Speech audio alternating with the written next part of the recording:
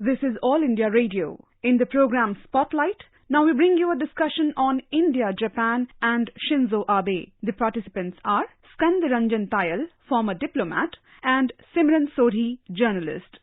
Today we are discussing the assassination of former Japanese Prime Minister Shinzo Abe, which has shocked the world yesterday. And we also saw an outpouring of grief and dismay from world leaders. And we also saw India and the Indian Prime Minister reaching out to the people of Japan and expressing their own dismay over the assassination. Ambassador Tayal, how do you look at this assassination which has shocked the world, especially happening in a country like Japan where normally gun violence is rare, political violence is rare? How do you see all this panning out? There are two issues here. One, as you said, gun violence is rare in Japan, and even this gun which was used was a homemade gun by a 41-year-old man. And political violence is also rare in Japan. That is one part of this whole very tragic development.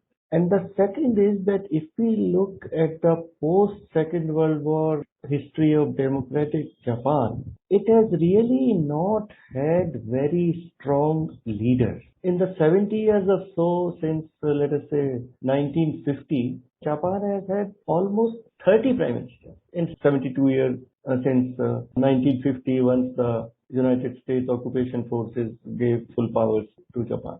And in that, Prime Minister Shinzo Abe led his Liberal Democratic Party to 3 election victories in 2012, 2016 and 2020, and was the longest tenure Prime Minister of Japan. In 2 terms, it was almost 9 years. That is one part of his importance to Japan as well as to the world. And the other part is that many Japanese leaders, prime ministers have been very inward looking, that they focus only on Japanese economy, Japanese progress and Japanese prosperity. But Prime Minister Shinzo Abe had a global vision. He very clearly realized that given the trajectory of the growth of China, Japan will not be able to contain China either strategically or economically. And since even in the first term, 2007, he was the first person to promote this concept of confluence of 2 oceans, which we remember as he spoke in India's parliament, and the concept of Indo-Pacific, concept of Quad. He identified countries and regions where, or those who could be helpful to Japan in Japan's own strategic growth and strategic stability. So he had a very wide vision. He had personal friendships with all the global leaders, and that's why his name is very well known. It's a household name in India, for instance. And that's why we see outpouring of grief from all political parties in India as well as in other parts of the world.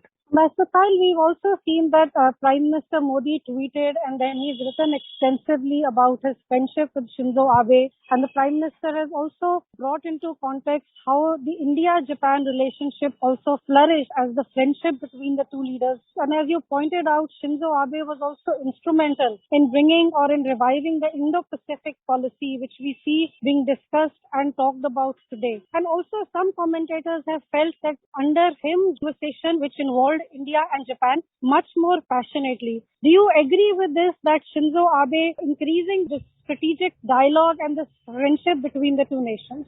Very much so. India-Japan relations have been very strong since 1950s, but the foundation of the relationship was economic as well as aid-based, because there are a lot of official development assistance from Japan to India, and we all remember metro and so many other things. But with Prime Minister Shinzo Abe, even in his first term, when he was Prime Minister in 2007-8, and he came to India, the entire concept of quadrilateral security dialogue was really a Japanese proposal. Then confluence of 2 oceans, so that he linked Indian Ocean and Pacific Ocean security and strategic interests together. Before that, the global term used was Asia Pacific. And now we see more and more the use of the term Indo-Pacific, and again the credit goes to Prime Minister Shinzo Abe. He also started this practice of annual summits with the Prime Ministers of India. And Prime Minister Narendra Modi and late Prime Minister Shinzo Abe, they shared a vision for a peaceful, prosperous Indo-Pacific. They shared a vision for free and independent and open Indo-Pacific and all the oceans. And they also shared a vision that China needs to be contained, otherwise it could become a very destabilizing force for all the democracies of the region. And they had a personal chemistry. Prime Minister Modi and late Prime Minister Shinzo Abe had this understanding. And even in 24th of May, when our Prime Minister Modi was in Tokyo for the Quad Summit, he took time and he met former Prime Minister Shinzo Abe. That shows the high regard which Prime Minister Modi had for late Prime Minister Shinzo Abe.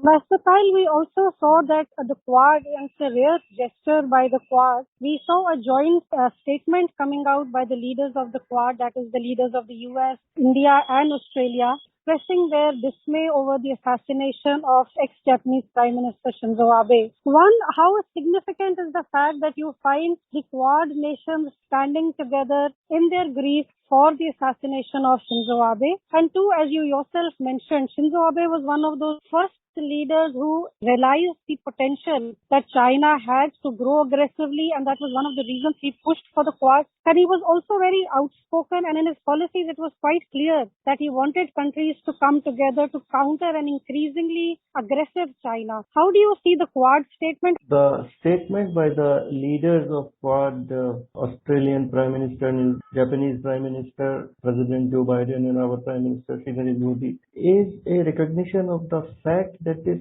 Quad security dialogue really has been initiated by Prime Minister Shinzo Abe. In his first term, it did not gather much steam, but in his second term, it became a very potent force in the Indo-Pacific region. And if we look at the worldview of Prime Minister Shinzo Abe and the kind of policies he was trying to implement in Japan and through their ties, there are 3-4 points which are very important, and Quad would welcome if those policies are continued. One, that Japan will keep on increasing their defense spending. And two, that Japan will get more active in regional alliances. Like Quad is like a regional security dialogue. Then we saw that Prime Minister Kishida participated in the NATO summit in Madrid on 29-30 June. So Prime Minister Abe also wanted that Japan should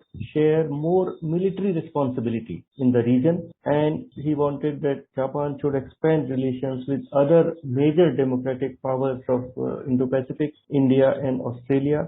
And that is his legacy, and Quad leaders would very much appreciate if the future leadership of Japan continues on this path. And of course, we all know that Prime Minister Abe was keen to amend the Article 9 of the Japanese Constitution, which restricts Japan's defense exposure.